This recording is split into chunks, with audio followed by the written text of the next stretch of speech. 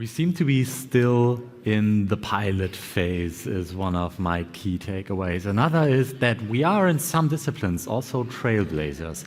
And that is in fact important to know in the face of European sovereignty. And our next keynote speaker has also that particular European sovereignty in his title. Please give a warm welcome to Ruben Debeerst from Senacor Technologies. He will speak about a resilient cloud stack enabling European sovereignty. Ruben, welcome. I hand over to you. I'll get you a microphone real quick. And with that, the stage is yours. Thank you.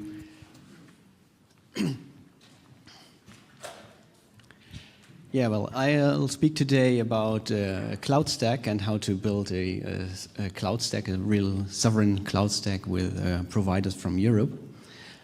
And maybe I'll quickly start with why we need sovereignty. So we, in our payment bubble, might know this already, but if you give as reasons that it's just the risk that you might have, or that Russia or Iran or cut off the international payments, that's like if you talk to your family or friends, that feels like a bit far away.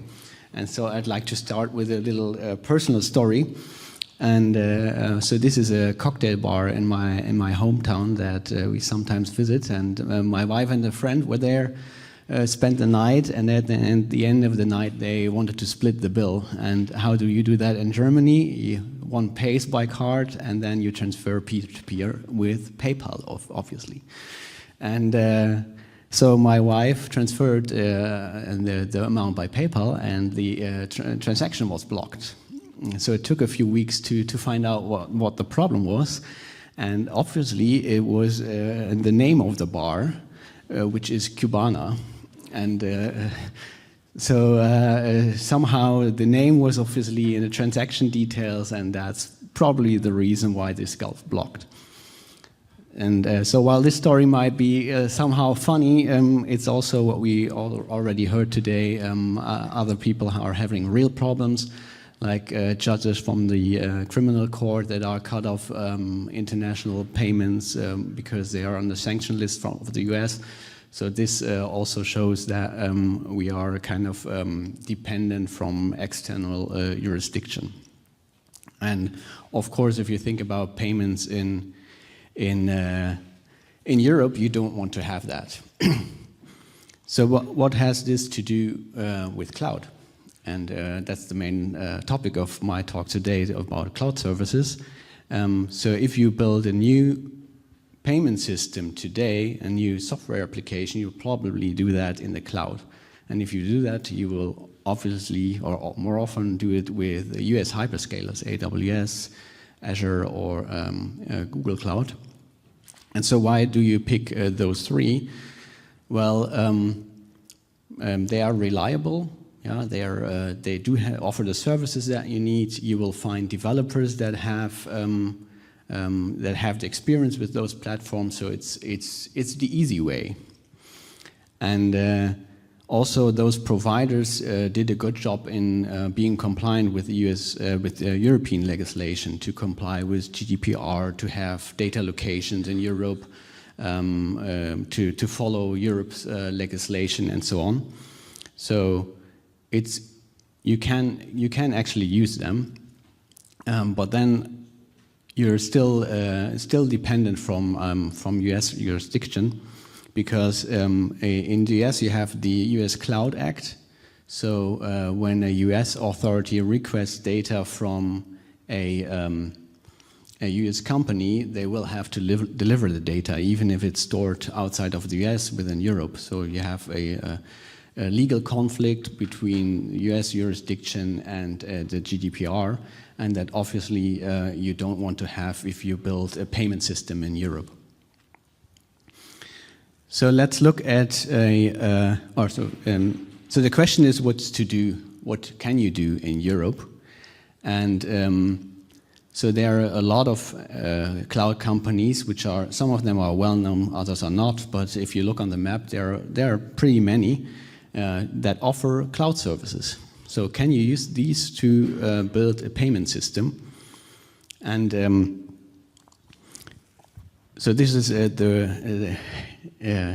this is where I will be a little bit more technical. I try to keep it simple, but if you have like a typical application stack that I show here on the left, which is you simplify it, you have some kind of load balancer which transfers the load to some services. You have a service layer which is managed by Kubernetes, which scales the services to your need. Then underneath you have a database cluster and some event service and logging services. So this is like a very simplified, typical stack of your application. And if you look at European cloud providers, this is not a problem. They can all provide you with these services. So, but if you go a little bit further, you often want to have something like a private cloud which connects your company's on-premise systems with the cloud services so that your application is actually not in the open internet but only in the virtual private cloud. And then things like a secret manager or optionally also a content delivery network or a service that provides you with metrics. So these services are already a little bit challenging, which means that some providers do offer them, others do not. So you have to look into that more closely. And what gets challenging is if you go further. So if you want to build a payment system, then you often need hardware secure modules with a certain specification. And then what gets really complicated if you go large scale.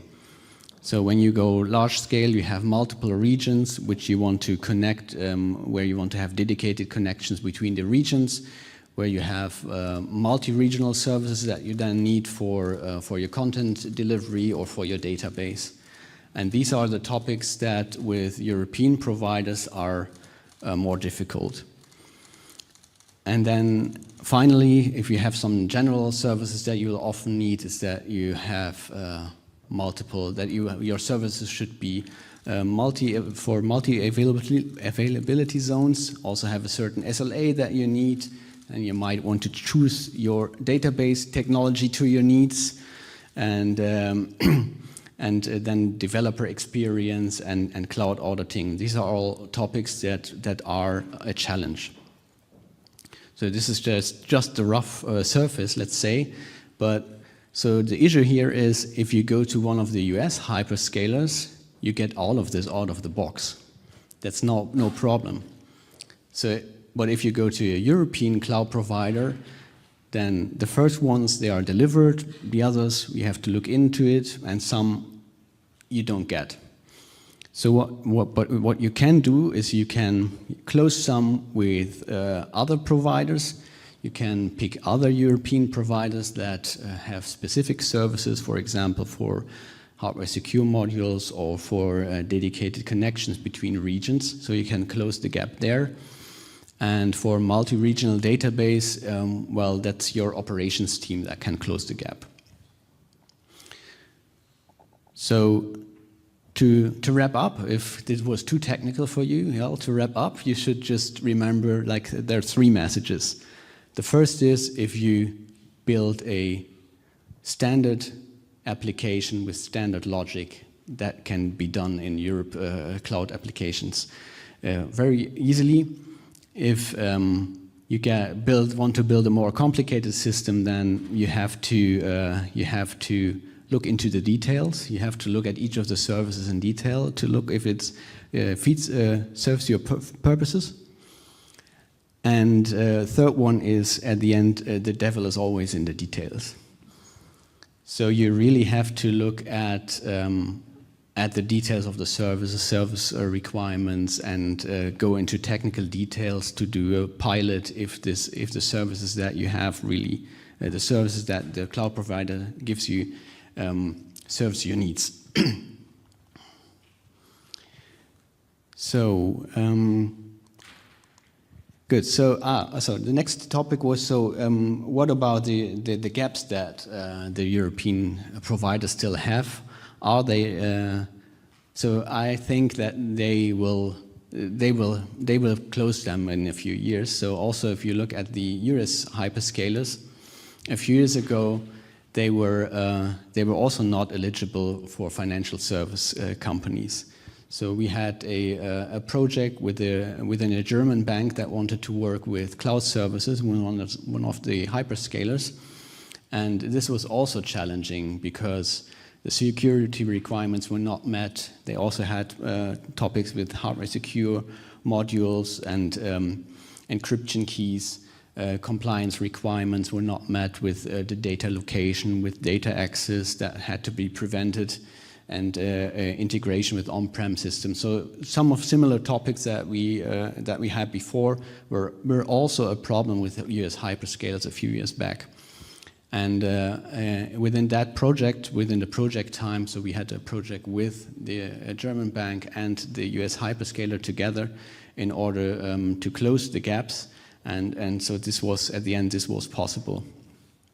So bottom line, if you do this with European providers, this will also take maybe a few years, but they will also close those gaps. So if you want to go into more details, so one website I want to refer to is, it's not really, I'm not connected to that in any way, but comparison.cloud, they give a good overview of US hyperscalers compared with some of the European providers in more detail. But then I would also recommend, if you want to really know it, they also just scratch the surface and you have to do a pilot and really look into it. And so yeah, that's actually already to conclude. So in the end, European providers, they can deliver a resilient cloud stack. They are able to do that. So there are some topics where you have to go into more detail, where you have to find where you find solutions with other providers. But it is at the end, it is possible today already. So if you want more details, I'm also happy to connect. We at Senacor are a provider for financial services and also payment in the payment industry. Have a long history there. Also have partnerships with US hyperscalers and some of the European cloud providers, and also have technical staff to do those projects. And also we are very proud that we have the ECB as one of our clients. They selected us as first-ranked tenderer for to build the CP component for the digital euro. And so we are happy that we can support this project and to get a European resilience in the next years. So thank you.